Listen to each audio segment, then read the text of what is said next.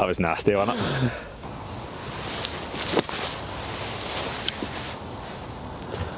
Okay, so we've showed off a few bunker shots that we would normally use if we were just playing a standard bunker shot out of some decent sand. But what we are going to show you is a bunker shot that we would sometimes go and play if the sand was a little bit firmer, maybe not been raked as much recently, which can happen in the winter time, or just the surface is just a bit firmer. So therefore, a couple of changes need to be made to try and play this shot and make it executed a bit more cleaner, and just also give yourself a bit more margin for error.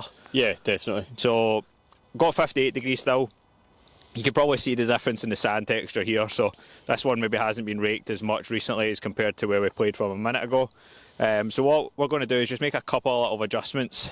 One of the main things I do is try and stand a little bit closer to the ball, narrower stance, and the main thing I'm looking to try and do is get the shaft of the club a little bit more vertical so that the toe's down more, as opposed to having, you would have hopefully seen on the earlier shots, being a bit further away, shaft a bit more horizontal. So we're trying to get less interaction with the heel digging in and trying to use the toe of the club a little bit more.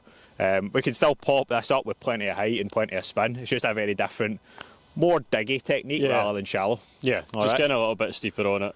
Expecting this thing to come out probably a fraction lower than it can what we've done previously. Yeah, it can do. You can adjust for it. You can open the face up to if you want to pop it up a bit more. But it definitely comes out a bit differently, and much more chop across, like you're saying, steeper action on it. So we've not had any practices at this, so we'll have a little go and we'll just go for it. So hopefully you'll see here, standing in a little bit closer, I'm almost feeling like the swings towards Kieran. And then back so across the ball. Coming more outside. More out, just helping me get a bit what feels like steeper on the ball.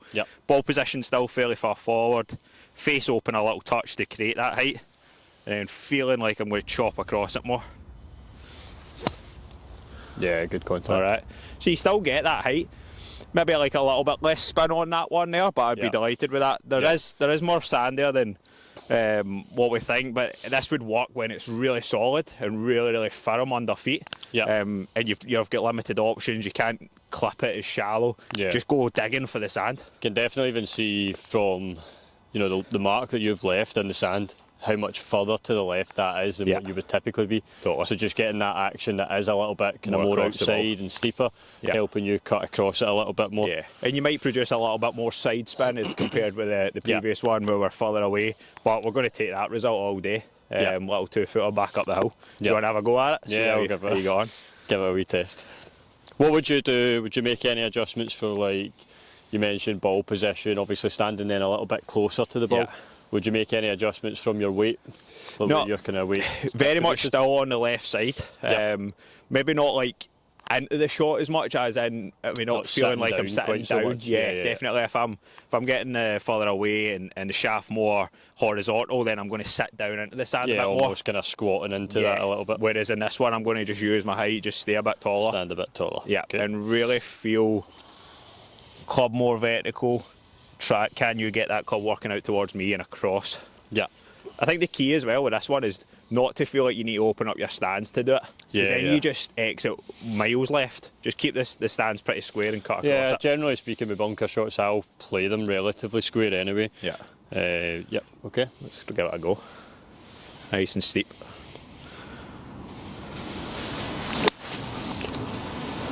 Little thin. Plenty of spin. Let's give it another go. That's just the one where you got to go digging for more sand. You can still go an inch before it.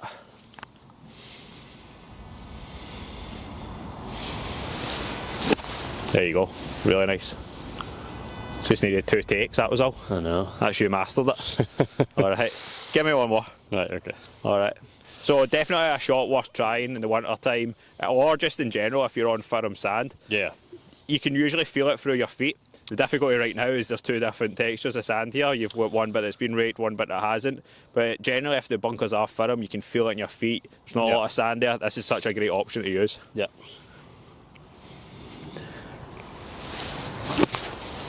Good. Even that one there, that was probably a little bit too heavy. But it just shows you again that margin for error. It increases that. I've managed to still, because I'm sort of digging in, I've managed to still get through the sand enough it's just come out lower, that it's going to chase a little bit more than the previous one, which carried a bit further, a little bit more spin. Totally. But still a decent shot. Really good option. What we'll do is we'll grab those, we'll play them again just with the more normal technique, just so we can kind of show you the differences. Yeah. Okay, so just going to highlight some differences in that technique compared to that firm sand. Obviously played a couple of the ones a bit higher, just standard bunkers at the beginning. Biggest difference is we're getting further away, getting that shaft a little bit more horizontal, sitting into the shot a lot more. A little bit more, and you'll notice hopefully a wider stance there. That just allows me to then feel like I can really release the club underneath and use the loft in the club face. So you get a much higher shot, just a little bit. Just got a little bit around first there. Which actually goes to show when you are in firm bunkers, how important that first shot is that you could use. Alright, let's have another wee go at that. Probably a fraction of a downslope here as well. So. Yeah, making it a bit tougher. Yeah. That was great contact. Get in. Oh, spinny one. Dunk there. But you can hopefully see there when you're watching that how much release of the club, just to really hold the loft on the club face. Right, you're up. Let's see you play some high bunker shots. Not really been my forte recently. I think one of the key things with this, and this is probably something I've sort of struggled with a little bit at times, is if I've got out the habit of playing good bunker shots, is almost slowing it down too much. Keep the speed up, Yeah, if you want something to pop up high, you're going to need to release it with a bit of speed. Nice. Good. We went driven, but still good. Yeah. So you could definitely feel more release there. Yeah. It's the thing Tiger used to talk about, wasn't it? Like feeling the club moving this way. Yeah, club head was passing the hands earlier just to add a little bit more loft. See him doing that rehearsal, and he's like this, trying to really feel the club head passing.